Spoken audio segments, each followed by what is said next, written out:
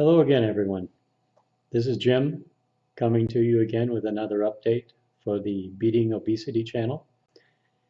And today I have a little bit of a more technical update. I have prepared some data with respect to my fasting experience. I should say my prolonged fasting experience. And by that, what I mean is during my weight loss journey, I have done now 4 what I call prolonged fasts. And prolonged fasts are more than a day, fasting more than a day. I've done 4 of them. They're various lengths, and I'll detail them shortly. As everyone knows, I fast. I mean, I do a daily fast. I do a time-restricted eating of 1 meal a day. So I'm always fasting, let's say, an intermittent type fast of 23 hours. But today, I'm specifically talking about longer fasts. And the reason I'm doing this is well, there's several aspects why I want to present it. Number one, hopefully you'll find it interesting or glean some information from it or have some questions. Number two, I want to maybe try to dispel a little bit some kind of knee-jerk reactions I see in social media with respect to prolonged fasting. If you bring up the subject, it typically gets a common negative response from people. And I'm quite sure a lot of those negative responses are probably from people who've never done a prolonged fast, don't have actual personal experience with it. It's just things they've heard. But you have to be careful when you bring up fasting because people react negatively to it. One of the other myths I'm hoping maybe to dispel, one of the negatives that you hear in addition to it being dangerous about prolonged fast, it's that I've seen as many times people say, well, yeah, you lose weight, but you gain it all back and then some. You actually go into the hole. In other words, you end up at a higher weight than you were before the fast. So I just want to present my data, and because I didn't find anything like that. So I think I'd just like to share my experience with it to maybe dispel that a little bit. And there's something I find interesting about these fasts, which I'll show you in a minute, with the effect of the prolonged fast on weight loss. And I think maybe any fasting experts or fasting researchers might comment on it or maybe find it useful. So that's why I'm presenting it. Now, just to keep things in context, if you haven't watched all my weight loss journey videos, I attribute probably 4 main factors to my weight loss, why I was able to achieve so much weight loss. The number one and two are kind of co-equal in my opinion. And the 1 and 2 are the dietary changes I made. To me, it's got to be the number one. Dietary changes mean getting rid of sugar and processed foods and going to a low-carb diet.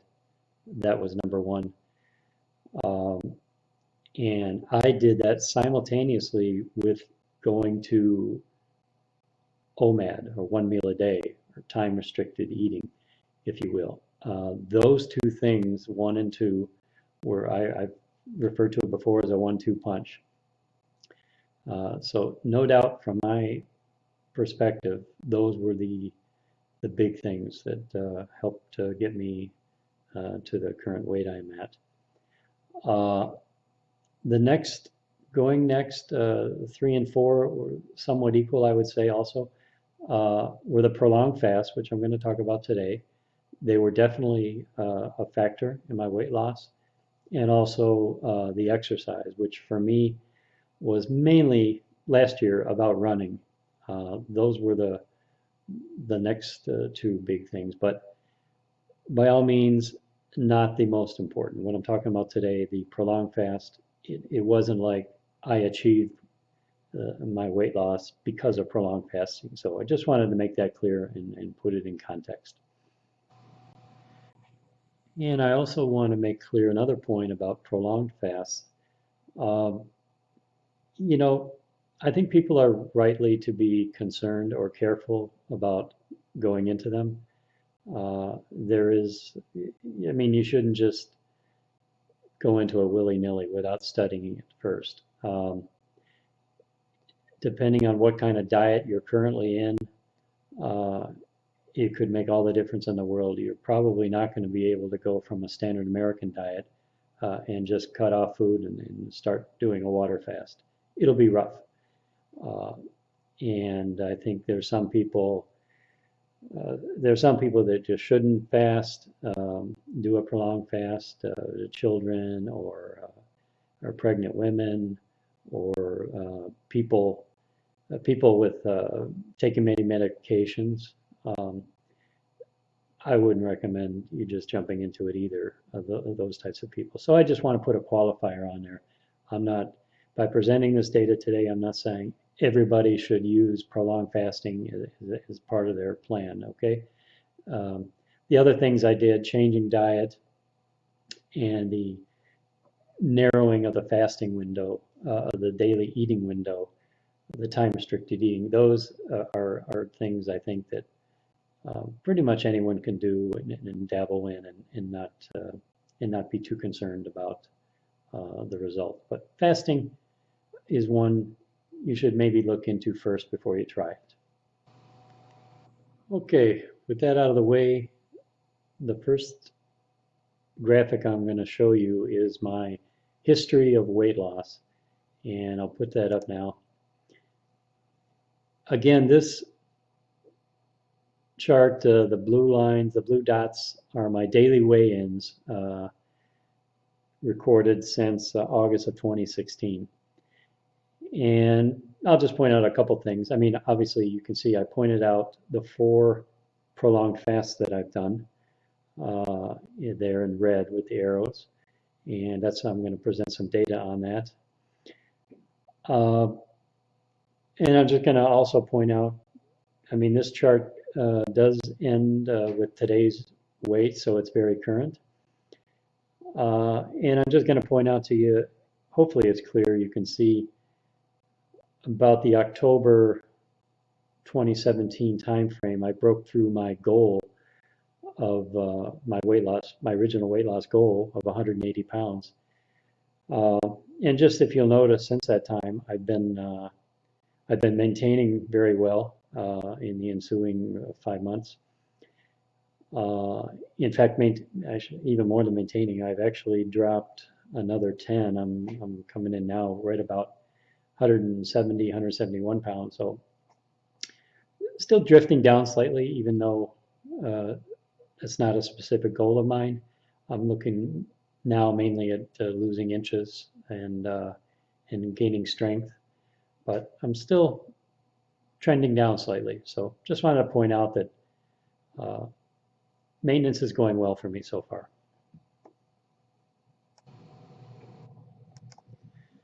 Now this next graphic, I've isolated one specific fast, one prolonged fast, and I've just indicated some terminology on there that I'm going to use to display the data in the next slide. But you can see there in the middle where you see a rapid drop and the blue check marks. Okay, that is the fast itself.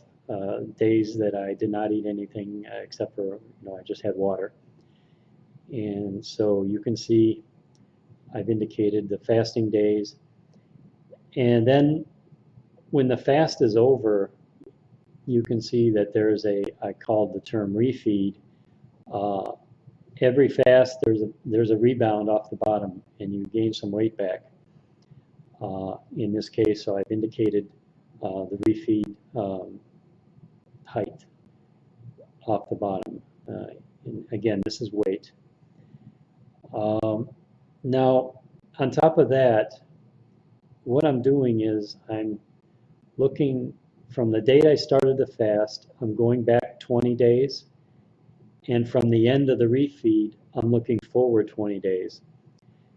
And what I'm doing is I'm looking at the weight loss per day of the prior period and comparing it to the weight loss per day of the forward period. And the reason I'm doing that is I noticed that the fast itself, even after the refeed, it had an effect on the weight loss per day. Um, so that'll be clear on the next slide. But again, looking at this, if you notice the time direction, it's going from left to right. So obviously the higher weights are on the left. And so going forward is moving from left to right in terms of days.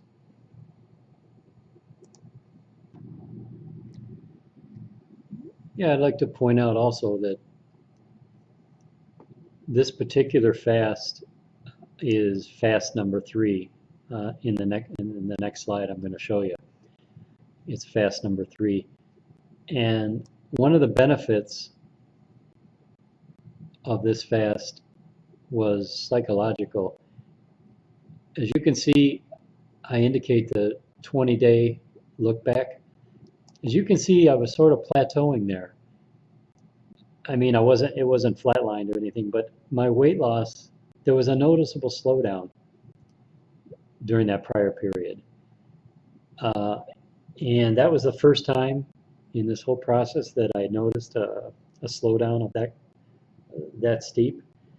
And it actually was the main reason I started this fast number 3, because I was not ready for a slowdown at that point. I had come a long way, and I said, there's no way I'm stopping here.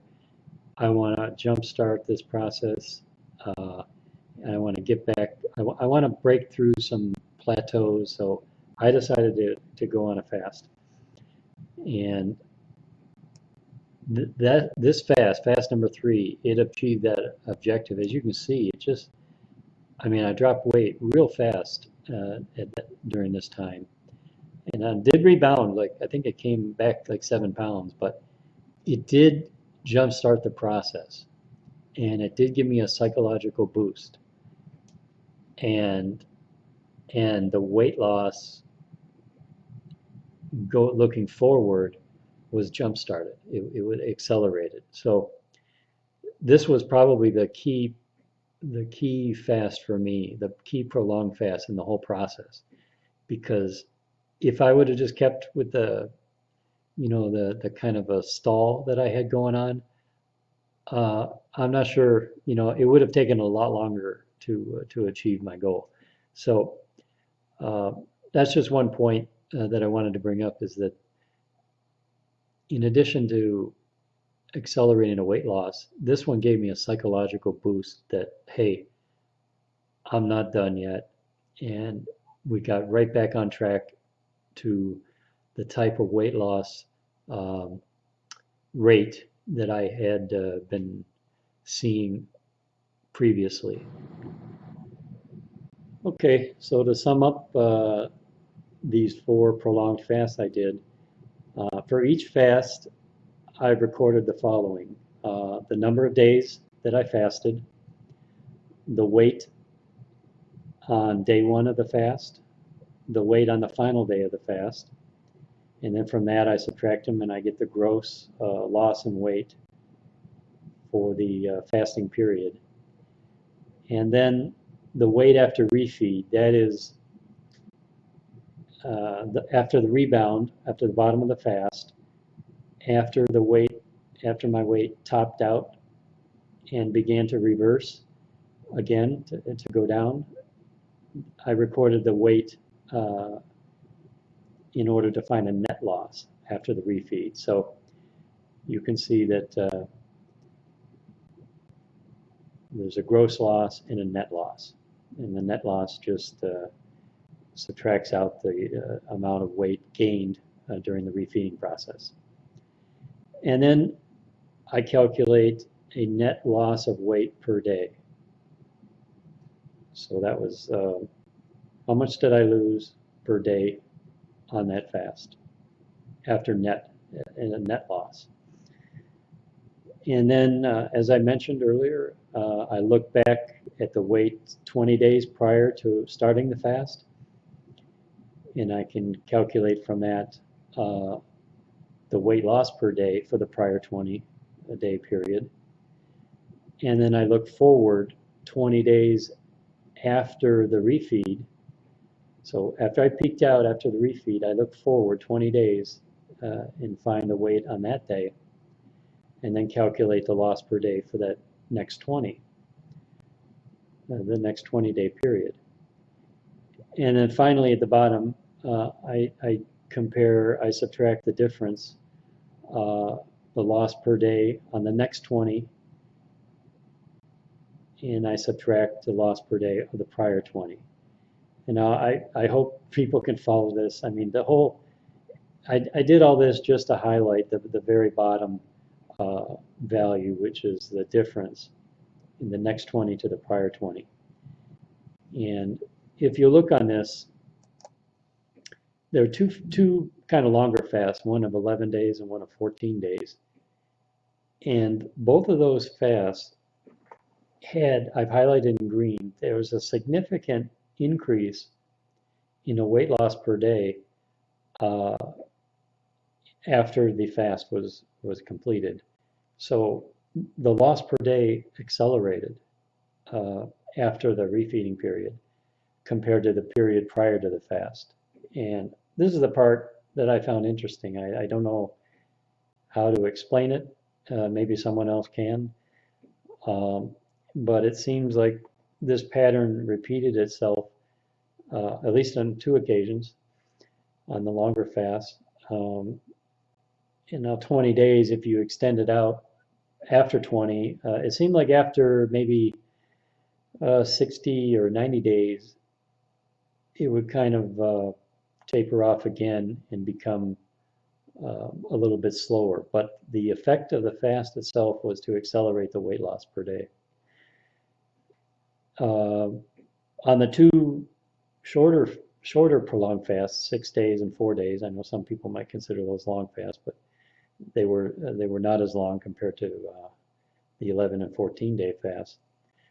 On those fasts, you'll see again on that bottom line, the difference was negligible. Yeah, so I realize there's a lot of data here, and I'm going to just try to make it clear that the 2 points that I found interesting were the fast number 1 and fast number 3, the longer fast, definitely accelerated the weight loss after the fast. And then if we look at the net loss per day of each fast, the last fast I did, which was only 4 days, just did that back in December.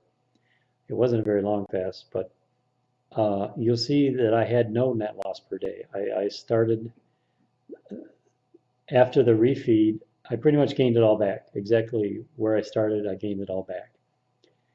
Now, I still wanted to track that and see maybe if the weight loss accelerated after the fact in the next 20 days, but I didn't really find that. If you see down at the bottom, it accelerated 0.01, so very slightly. It was a negligible difference, actually.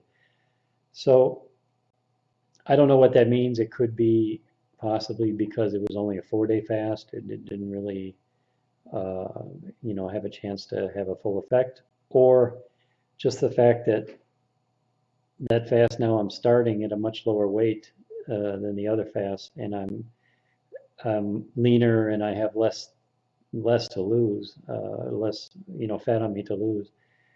If you look at where I started the first fast, I was at 338, and this last fast I was at less than 175.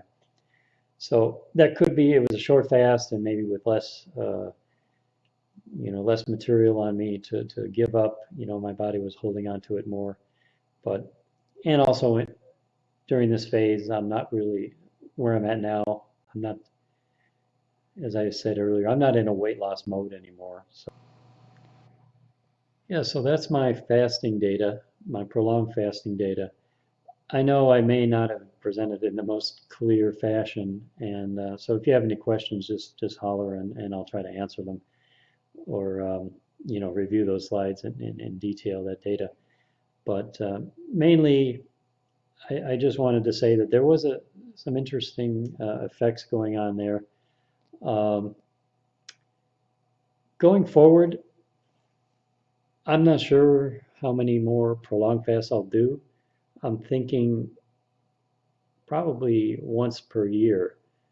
And based on the data that I presented, I'll probably only do a longer fast. I'm thinking maybe a 10-day fast once a year, just for the.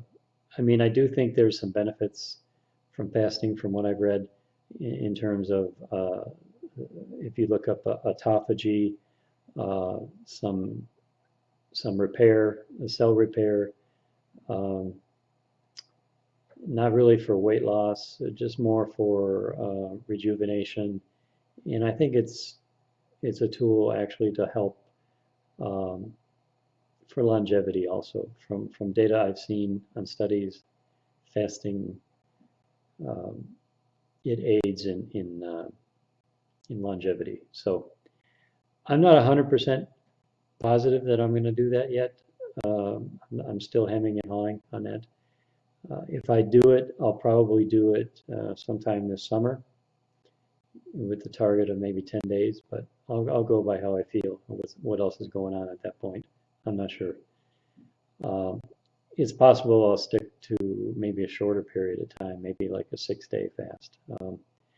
Because frankly, that last fast I did, the one I showed you, the fast number 4, that was in December, and I didn't find, actually it was real easy I mean, I didn't hardly notice going into the fast. It's real easy for me to skip eating the way I eat now, once per day, and I've been doing it so long. And I'm doing now, as you know, I'm doing a carnivore diet. It wasn't hard to do. I didn't have hunger cravings very bad. It's just I kind of like my meals now. I enjoy them and I look forward to them, and it's hard to let go. Uh, I if I have to, if I really want to, I can do it, but um, it's just a big enjoyment. So anyway, I'm probably going to have fasting. That's what I want to say. I'll probably keep doing fasting. I'm not sure the duration of it. We'll just see how that plays out down the road. Anyway, that's all I want to present today. Again, I know it might be a little bit confusing, but let me know if there's any questions about it, and I'll try to answer it best I can. That's it for now. As always, I've had a number of new subscribers this week and some questions. I appreciate all that. I appreciate all of the activity on this channel. It's really quite surprising to me that there is the number of people following as I have now. And I've seen a number of nice positive comments. So I'm getting a lot of enjoyment out of this. And I've got some ideas for future posts. Hopefully they won't be as boring as this one. But that's it for today. This is Jim, and I'll see you next time, folks. Thanks. Take care.